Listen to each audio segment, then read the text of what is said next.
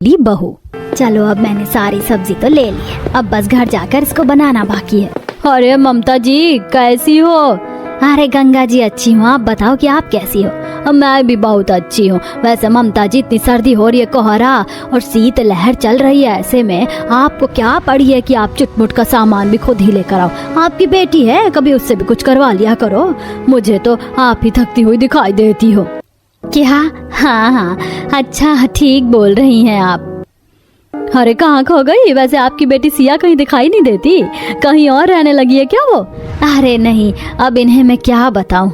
हाँ, अब वो सिया अब शहर के बाहर रहने लगी है, तो अब वो दिखाई नहीं देती यहाँ। अच्छा, कोई जॉब वॉब लग गई है क्या उसकी? चलो ममता जी, मैं आपसे बाद में बात करूंगी, अभी मैं चलती हूँ। गंगा ऐसे बोलकर आगे को निकल गई और ममता ठंडी सांस लेते हुए आगे को बढ़ गई। ममता एक मिडिल क्लास औरत थी जिसके घर में उसकी एक बेटी और पति थे। छोटा सा परिवार सर्दी आने से पहले सुखी रहता था, लेकिन सर्दी में ममता की बेटी सिया बहुत ज्यादा ठंड मान लेती थी, जिससे ममता परेशान थी। सिया घंटों घंटों रजाई में भी नहीं निकलती थी और ममता उसे समझाती रहती थी। ऐसे ही आज के दिन भी सिया घर में रजाई में थी और ममता बाहर सामान लेने को आई हुई थी। कुछ ही देर में सामान लेकर ममता अपने घर को वापस आ गई, जहाँ वो सीधा सिया के कमरे में गई। ये क्या सिया, मैं जैसे तुझे छोड़कर गई थी तू वैसे ही मुझे अभी भी रजाई में ही मिली है। चल अब रजाई से निकल और थोड़ा सा बाहर आ। पता है बाहर लोग तुझे बीमार समझने लगे हैं। माँ समझते हैं तो समझते रहें, जब मुझसे रजाई के बाहर कदम रखा ही नहीं जाता है तो आप बताओ कि मैं क्या करूं? फिर वही बात, अरे अगर सर्दी है तो लगेगी ही ना बेटा। तू भी ना इस सर्दी को पुश कर, जब तक तू खुद नहीं चाहेगी ये तुझे छोड़कर नहीं जाएगी। हाँ माँ मैं जानती हूँ, लेकिन अगर मैं सर्दी में रजाई से निकल जाऊँ तो मुझे लगता है कि मैं मर जाऊंगी। हाँ यही तो तेरी सोच है, यही सब सोच कर तूने अपने दिमाग को बिगाड़ा हुआ है। अरे पागल, चल निकल, तू निकल कर देख, तुझे अच्छा लगेगा। इन लोगों से भी अपने आप से मतलब नहीं रखा जाता है, खामखा इनको सभी की जिंदगी में इंटरफेयर करना होता है। माँ मैं कोशिश करती हूँ कि क्या मैं रजाई से निकल सकती हूँ। अपनी माँ के बोलने पर सिया रजाई से निकली, लेकिन जैसे ही उसने अपने पांव जमीन पर रखे तो उसको बहुत ज्यादा तेज सर्दी महसूस हुई और वो फिर से अपनी रजाई में ही घुस गई और जोर जोर से कांपने लगी। माँ बहुत सर्दी है माँ। अरे नहीं, ये क्या हो गया सिया? हाँ, चल कोई नहीं, तुझे खुद को लेकिन अभी ना सही कल के लिए तैयार रखना है। कल के काम में तुझे अभी बता रही हूँ जो तुझे हर हाल में करने ही है। अगर तूने उन सभी कामों को नहीं किया तो मैं तुझसे नाराज हो जाऊंगी। माँ ऐसे मत बोलो, आपकी नाराजगी मुझसे नहीं झेली जाएगी। हाँ तो कल सुबह जल्दी उठकर तू अपना नाश्ता खुद बनाएगी, उसके बाद तू नहाएगी और फिर सफाई करेगी। बस इतने काम तुझे करने। क्या कहा माँ, नहाना भी है? माँ ऐसा मत बोलो ना, मैं सब कर दूंगी, लेकिन अगर मैं नहा ली तो मुझसे कुछ नहीं होगा। नहीं, चाहे तुझसे हो या ना हो, करना तो पड़ेगा। ममता की बात को सुनकर सिया कुछ नहीं बोली, लेकिन अंदर से वो काफी ज्यादा परेशान हो गई थी। सिया बेहद ही कमजोर थी, जिसकी वजह से सर्दी आते ही उसके कुछ करना बाकी नहीं रहता। वो सारा दिन बस कंबल या रजाई के अंदर गुजार देती थी, जिसमें भी उसे हर चीज उसकी माँ ही वहां ला कर देती थी। ममता ने अब लेकिन फैसला कर दिया था कि अब वो सिया को रजाई से निकलवा कर रहेगी। ऐसे ही कल का दिन निकल गया और आज के दिन सिया को अपने रूटीन में काफी ज्यादा बदलाव करने थे। सिया बहुत सुबह जल्दी उठ गई, लेकिन उसकी रजाई से निकलने की हिम्मत नहीं हो रही थी। हे भगवान, तूने मुझे किस मिट्टी से बनाया है? सभी लड़कियां जिनकी उम्र मेरी जितनी है वो इस उम्र में क्या कुछ नहीं करती हैं। वो सभी काम करती हैं और एक मैं हूँ जिसके लिए रजाई से ही निकलना आसान काम नहीं है। मैं पिछले बीते हुए 3 घंटों से बस खुद को मजबूत कर रही हूँ रजाई से निकलने के लिए, लेकिन अभी तक भी मुझसे निकला नहीं गया है। सिया बेटा, हरे जागी हुई है? बहुत अच्छे, चलो उठो बेटा, आज से हम चेंजेस करने वाले हैं। माँ मुझसे नहीं होगा, मैं पिछले 2 घंटों से बस अपने दिल को पक्का कर रही हूँ, लेकिन बेटा अगर इतना सोचेगी तो कैसे होगा? इतना नहीं सोचना है, बस एकदम से रजाई को हटा और निकल जा इसके अंदर से। ममता ने ऐसे बोलकर रजाई को खींच लिया। रजाई के छिन जाने से सिया पूरी कांप उठी और माँ माँ माँ माँ रजाई दे दो माँ, दे दो, नहीं तो मैं मर जाऊंगी। नहीं, रजाई नहीं मिलेगी, तू उठ तो सही। ये ले, मैं कार्डिगन लिए खड़ी हूँ। ममता की बात को सुनकर सिया हिम्मत से खड़ी हुई और कांपने लगी। ममता ने उसे कार्डिगन पहनाया और सिया अपने हाथ मुंह धोकर आई। उसकी हालत खराब थी। माँ तो मुझे रजाई तब तक नहीं देंगी, जब तक कि मैं उनके बताए हुए काम नहीं कर देती। तुम बहुत खूबसूरत मेहंदी लगाती हो। तुम्हारी मेहंदी देखकर कोई कह ही नहीं सकता कि तुम बिना सीखे इतनी सुंदर मेहंदी लगाती हो। अपनी शादी की मेहंदी भी मैं तुमसे ही लगवाऊंगी।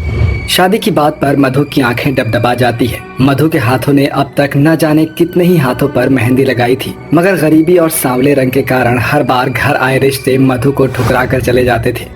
मगर कहते हैं ना कि ऊपर वाला हर इंसान में एक कमी के साथ एक खूबी भी देता है। मधु बहुत ही सुंदर मेहंदी लगाती थी, जिससे गांव की औरतें हर तीज त्योहार पर उससे ही मेहंदी लगाने आती थी। कुछ ही दिनों में मधु की शादी अखिलेश के साथ हो जाती है। आओ नई बहू, हमारे इस छोटे से घर में तुम्हारा स्वागत है। आज से इसे अपना ही घर समझो। मधु गृह प्रवेश करके अंदर आती है, तभी उसकी ननद गुंजन मधु के हाथों में रची मेहंदी देखकर कहती है, अरे वाह भाभी, आपके हाथों की मेहंदी के डिजाइन कितने सुंदर है और मेहंदी भी कितनी गाढ़ी रची है। आपने अपनी मेहंदी कौन से पार्लर से लगवाई? ननन जी, ये मेहंदी मैंने खुद से लगाई है। मुझे मेहंदी लगाने का बहुत ज्यादा शौक है। ये तो बड़ी अच्छी बात है मधु बहू, और बहू बेटियों के हाथों में ये सब हुनर तो होना ही चाहिए। जा बहू, तू जाकर आराम कर ले, थक गई होगी। फिर मधु अपने पति अखिलेश के साथ कमरे में आ जाती है। कमरे की हालत बहुत ही कच्ची और टूटी फूटी हुई थी और जमीन पर बस एक फटी हुई चटाई बिछी थी। मधु, तुम्हारे आने से पहले मैं इस कमरे में अकेला सोता था। मधु, तुम्हें तो पता ही है कि मैं रिक्शा चलाता हूँ और उसी से घर की रोजी रोटी चलाता हूँ। अजी आप चिंता मत कीजिए, मैं समझ सकती हूँ। जब घर में कमाने वाला एक हो तो गृहस्थी चलाना कितना कठिन होता है, मगर भगवान का शुक्र है हमारे सर पर छत तो है। भले ही मधु का रंग सांवला था, मगर उसके स्वभाव ने अखिलेश का दिल जीत लिया था। बहुत ही जल्द मधु अपने गरीब ससुराल में ढल गई। फिर एक दिन जब मधु बाजार से सब्जियां लेकर लौट रही थी, तभी वो मेहंदी के ढेरों पौधे देखकर रुक गई। अरे वाह, कितने सारे मेहंदी के पौधे हैं, इन्हें तोड़कर घर ले जाती हूँ। मधु मेहंदी के पत्ते तोड़कर मेहंदी के पौधे की एक मोटी सी कलम तोड़कर घर लाकर घर के आंगन की मिट्टी में बो देती है। गुजरते वक्त के साथ अब मानसून का महीना शुरू हो जाता है और उस दिन की बरसात कहर बनकर उस गरीब बहू के घर पर आ गिरती है। जब गरीब बहू के कमरे की छत कच्ची और कमजोर होने के कारण ढह जाती है, जिसके बाद मधु, उसका पति अखिलेश और उसकी सास और ननद भी एक ही कमरे में गुजारा करने पर मजबूर हो जाते हैं। सुनो जी, राशन खत्म हो गया है, थोड़े पैसे दे दो। मधु, अभी मेरे पास एक भी रुपया नहीं है। अभी मैं काम पर जा रहा हूँ, शाम तक राशन लेकर आता हूँ। ये बोलकर अखिलेश रिक्शा लेकर निकल जाता है। जहाँ पूरा चौक बाजार बारिश के पानी से भरा होता है, जैसे तैसे एक सवारी उसके रिक्शे पर बैठता है। तभी उसका रिक्शा खड्डे में फंस जाता है और रिक्शे का टायर फट जाता है। हताश होकर वो जैसे तैसे रिक्शा को खींचकर घर लाता है। अजी ये क्या हो गया? मधु, बड़ी मुश्किल से एक सवारी बैठी थी और ये हो गया। समझ में नहीं आ रहा क्या करूं। मेरे पास एक रुपया नहीं है कि रिक्शा ठीक करवाऊं। अजी आप चिंता मत करो, भगवान किसी न किसी को हमारी मदद के लिए जरूर भेजेगा। इतने में गांव की सबसे अमीर माया वहां आती है। अरे मधु बहू, आज शाम को मेरी बेटी किंजल की मेहंदी है, तो आ जाना। जी ठीक है काकी। शाम को मधु अपनी सास ननद के साथ मेहंदी में आती है। कुछ देर बाद, मम्मी इतनी देर हो गई, ये मेहंदी वाली कहाँ रह गई? अभी तक आई क्यों नहीं? अरे किंजल, उसने इन मौके पर आने से मना कर दिया। माया आंटी आप चिंता मत कीजिए, मुझे मेहंदी लगानी आती है। किंजल को मैं मेहंदी लगा दूंगी। किंजल जल्दी से हाथ आगे बढ़ा देती है और मधु उसे बहुत ही सुंदर मेहंदी लगाती है, जिससे सभी मधु की जमकर तारीफ करते हैं। और माया खुश होकर मधु को 500 रुपए दे देती है, जिसमें से मधु आधे पैसे से घर के लिए राशन खरीद कर बाकी के पैसे अखिलेश को रिक्शा ठीक करवाने के लिए दे देती है। अगले दिन से अखिलेश रिक्शा चलाने लगता है। सुनो भैया, जल्दी से प्लाजा बैंक्वेट ले चलो। जी मैडम जी। पल्लवी जैसे ही रिक्शे पर बैठती है तो टाइट होने के कारण उसकी ड्रेस बैक साइड से फट जाती है। ओह नो, ये अभी ही होना था। Shit shit shit. क्या हुआ मैडम जी, आप इतने परेशान क्यों हैं? भैया मेरी ड्रेस फट गई है, क्या करूं? मैडम जी, यहाँ पास में ही मेरा घर है, आप वहाँ चलिए, शायद वहाँ मेरी पत्नी आपकी कोई मदद कर दे। थोड़ी देर में अखिलेश पल्लवी को अपने घर लाकर मधु को सारी परेशानी बताकर वहाँ से चला जाता है। देखो ना, मेरी ड्रेस फट गई है और मुझे इमीडिएटली अपनी फ्रेंड के एंगेजमेंट फंक्शन में पहुँचना है। तुम कुछ कर सकती हो? मैडम जी मुझे 10 मिनट दीजिए। ये बोलकर मधु पल्लवी की ड्रेस के फटे हुए हिस्से को काट देती है। ये तुमने क्या किया? तुमने तो मेरी ड्रेस को और भी ज्यादा बर्बाद कर दी। अब ये बैकलेस ड्रेस में फंक्शन। पूरी फैमिली के साथ गांव के कच्चे रास्ते से घर को जा रही होती है, जहां की रोड भी खराब थी, काफी अंधेरा भी था और ठंड की वजह से कोहरा भी।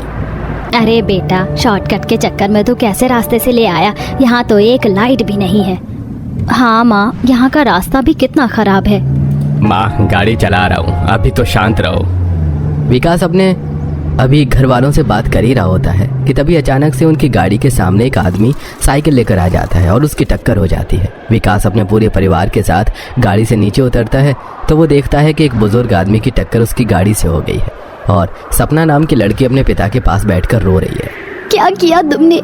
जब गाड़ी चलानी नहीं आती तो चलाते क्यों हो? अगर मेरे पापा को कुछ भी होगा ना तो मैं तुम्हें छोड़ूंगी नहीं।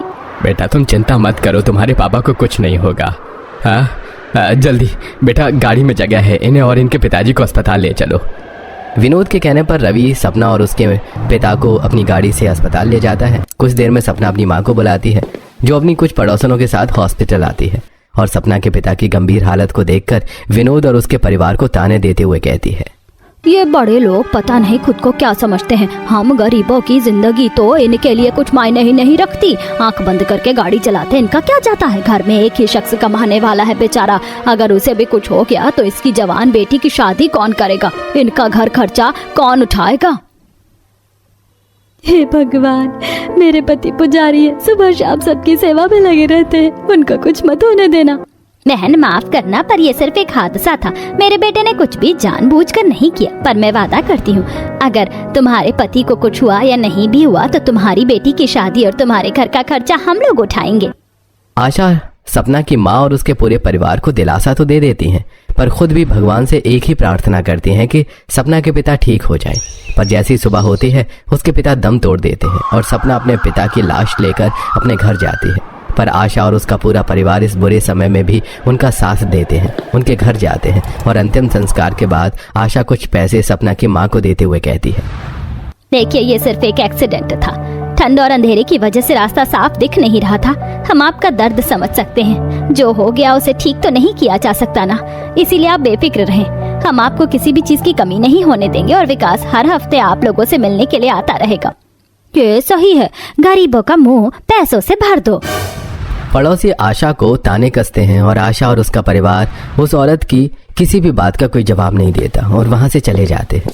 अब एक हफ्ते बाद विकास उन लोगों से मिलने वापस आता है, जहां सपना और उसकी माँ विकास के साथ काफी अच्छे से पेश आते हैं, उसे बिठाते हैं।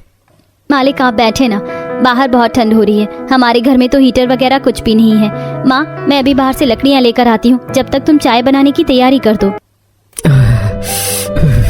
नहीं, चाय की जरूरत नहीं है, मैं तो बस यहाँ आपसे आपका हाल चाल समाचार पूछने के लिए आया था। कोई परेशानी तो नहीं है ना? अगर परेशानी है तो आप लोग हमें बता सकते हैं। उस दिन मेरी लापरवाही की वजह से आपके पिता की जान चली गई, मैं ये बात कभी नहीं भूल पाऊंगा। कोई बात नहीं बेटा, वो सिर्फ एक हादसा था और मुझे अच्छा लग रहा है कि आप लोग इतने अच्छे परिवार के हैं। आजकल तो गाड़ी वाले मारकर चले जाते हैं और पलटकर भी नहीं देखते, पर आपने तो मेरे पति को बचाने की कोशिश करी। उनके जाने के बाद हमारा खर्चा उठाया और हर हफ्ते हमसे मिलने के लिए भी आते हैं। बस अब एक बार मेरी बेटी की शादी हो जाए। इतना सब कुछ होने के बाद भी सपना और उसकी माँ विकास के साथ बुरा बर्ताव नहीं करती और यही बात विकास को सपना के अंदर सबसे अच्छी लगती है। देखते ही देखते एक महीना बीत जाता है और अब सपना और विकास एक दूसरे को पसंद करने लगते हैं। और एक दिन ठंड में विकास ठंड से ठिठुरता हुआ अपने बंगले आता है। वो गाड़ी से उतरता है और बड़े बंगले के बड़े से गेट के आगे रुकता है और दरवाजा खटखटाता है। अरे बाहर कितनी तेज हवा चल रही है, कितनी ठंड है। अरे माँ दरवाजा खोलो, सब सो गए क्या? अंजलि नाइटी पहने शॉल लिए आती है और दरवाजा खोलती है। देवर जी आपको कितनी बार बोला है 10 बजे से पहले घर आ जाया करो, देखो बाहर कितनी ठंड है। तुम्हारी वजह से मेरी नींद भी खराब हो गई। जानते हैं ना आप, हमारे घर में सबको अपनी नींद से कितना प्यार है। आखिर सभी को सुबह उठकर काम पर जो जाना होता है। वैसे आज तो आपके ऑफिस की छुट्टी थी, फिर आप कहाँ थे? जाता कहाँ भाभी, घर आ रहा था तो रास्ते में सपना का घर पड़ गया तो सोचा उससे मिलते आऊं। क्या बात है, सपना से आजकल बातें मुलाकातें बहुत बढ़ रही हैं आपकी। लगता है माँ जी से बात करनी पड़ेगी। अगर आपको सपना पसंद है तो आपकी शादी उसी से करवा दे क्या? अंजलि की बातें सुनकर विकास के गाल लाल हो जाते हैं और वो सीधा अपने कमरे में चला जाता है। और अगली शाम को हॉल में हीटर चला के चाय पीते हुए अंजलि परिवार से विकास और सपना की शादी की बात करती है और इससे घर वालों को भी कोई एतराज नहीं होता। इसके बाद पूरा परिवार एक बार फिर रिश्ता लेकर सपना के घर जाते हैं और बैठते हैं। बहन, मेरी बेटी ने जरूर पिछले जन्म में कोई पुण्य कमाए थे जो आप जैसा ससुराल मिला उसे। मैं तो बहुत खुश हूँ। बस मेरी बेटी शादी के बाद हमेशा खुश रहे। तो देरी किस बात की? क्यों ना इस नवंबर को हम विकास के हाथ पीले कर दें। शादी का सीजन शुरू हो चुका है। गरीब सपना जो कि गांव में रहती थी, उसका रिश्ता एक बड़े बंगले में और रह रहे विकास से तय हो जाता है और अगले महीने में ही दोनों की शादी हो जाती है। और जब शादी करके सपना पहली बार अपने ससुराल आती है और गाड़ी से नीचे उतरती है तो अपने सामने अपना बड़ा सा बंगला देखकर उसके होश उड़ जाते हैं और वो बंगले को ऊपर से लेकर नीचे तक और दाएं से बाएं तक अच्छे से देखती है और मनी मन खुद से कहती है, हाँ, ये मेरा ससुराल है। मेरे ससुराल वाले तो सच में काफी अमीर हैं। ये घर नहीं बंगला है, जैसा मैं टीवी में देखती थी। मेरा घर बाहर से कितना सुंदर है। जब ये बाहर से इतना सुंदर है तो अंदर से कितना ही सुंदर होगा। सपना हाँ बाहर खड़ी खड़ी बस अपने बंगले को ही निहारती रहोगी क्या? हाँ, अंदर भी चलोगी? और रामू काका, शांति आंटी, हाँ आप लोग देख क्या रहे हैं? नई बहू आई है, उनका सामान लेकर अंदर आओ। दिख नहीं रहा बाहर कितनी ज्यादा ठंड है? मेरी देवरानी इतनी देर बाहर खड़ी रहेगी क्या? कुछ ही देर में सपना अपने पूरे परिवार के साथ घर में जाती है, जहां आशा अपनी बहू का कलश गिरवा कर गृह प्रवेश करवाती है। कुछ ही देर में सपना अपने कमरे में जाती है और तभी एक नौकर हीटर चालू करके